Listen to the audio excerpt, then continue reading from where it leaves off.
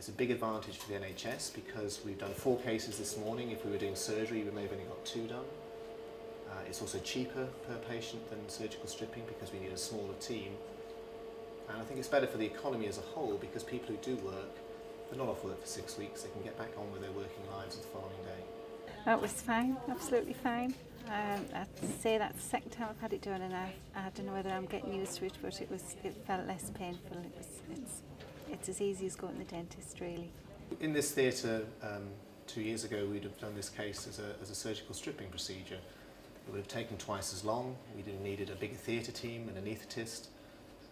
For many of those people, they wouldn't be able to drive for 2 or 3 weeks. They certainly wouldn't be able to work for a week or 2, and if they were doing physical work, maybe a month. And certainly 6 weeks before you'd be back down the gym or doing any active exercise. So it's a big advantage for the patients. What we did was we first of all identified the leaky vein, if you like, a vein that was causing Dawn's problems with ultrasound. We injected a little bit of local anaesthetic in the skin and made one very small incision. We passed a needle into the vein using the ultrasound to guide us. Once that needle was in the vein, we were able to introduce a wire and then a sheath which stays in the vein and then enabled us to pass the venous catheter itself up the vein. It's a long, thin wire. The top 7 centimetres here is gold plated, and it's this part of the catheter that gets hot.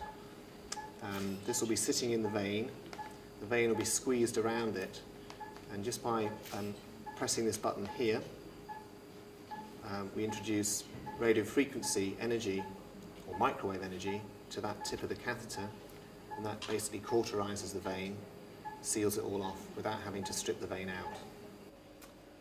Once we'd done that, we injected a large volume of dilute local anaesthetic, and once we'd got all the local anaesthetic in, we simply activated the venous device. So the machine powers the tip of that catheter up to 120 degrees C and holds it there, which is a perfect temperature to seal the vein without damaging any other structures in the leg. You can feel little bits now and again, little stinging of the needles, but no, fine. So the vein effectively just seals off all the way down from the groin to just below the knee. So less than 30 minutes to have the varicose veins treated. That's the end of the procedure. All we're going to do now is clean the leg and put a tight stocking on that Dawn will have to wear just for a couple of weeks, but it won't stop her doing her normal activities. You have to wear it through the day, but you don't have to wear it on the night time. And then everything back to normal, or better than normal, once it's been fixed. So you've run out of legs now? Yeah, I'm pleased I've only got 2. This is our 100th case here, so we've got used to doing them. We've got a very good team here in theatres to help. But yes, it's simple, and for the patient it's very straightforward.